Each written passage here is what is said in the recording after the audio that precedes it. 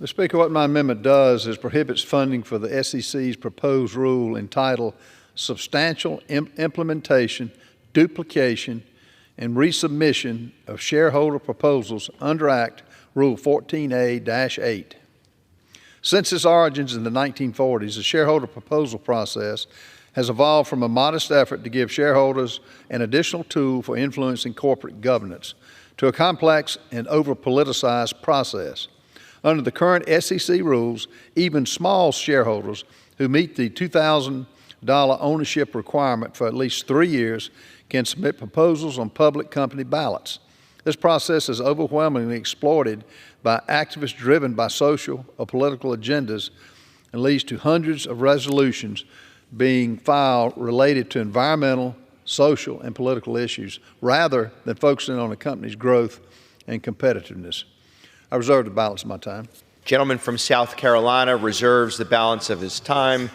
The gentleman from for what purposes, gentleman from Pennsylvania seek recognition? Mr. Chair, claim time in opposition. The gentleman is recognized for 5 minutes. I rise in opposition to this particular amendment, which would block a rule that promotes meaningful shareholder engagement by requiring a higher level of shareholder support for resubmitted proposals. It's a rule that helps streamline the shareholder proposal process by discouraging the repetitive submission of proposals that have failed to gain substantial support in the past. By requiring shareholders to demonstrate substantial support for their proposals, the rule encourages responsible activism and discourages the use of the shareholder proposal process for purely symbolic or nuisance proposals. So I urge my colleagues to vote no on this amendment. Reserve the balance of my time. Gentleman reserves. The gentleman from South Carolina is recognized. Mr. Speaker, any time I hear government say they're going to streamline anything, it kind of raises my eyebrows. In fact, based on the SEC's own data, a single shareholder proposal can impose costs of more than $100,000 to many firms reporting significantly higher costs, which is ultimately borne by the company's shareholders.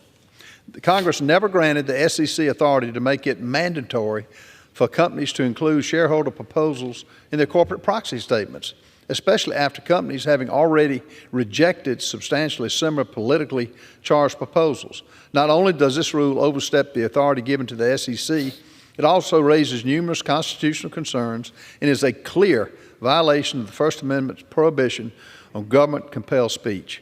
Political performance does not belong in the boardroom. Instead, companies should focus on maximizing shareholder value.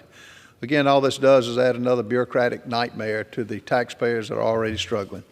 I reserve the balance of my time. Gentleman reserves. The gentleman from Pennsylvania is recognized. Mr. Chair, this amendment is opposed, and I yield back. Gentleman yields. The gentleman from South Carolina is recognized. Urge adoption of this amendment. I yield back the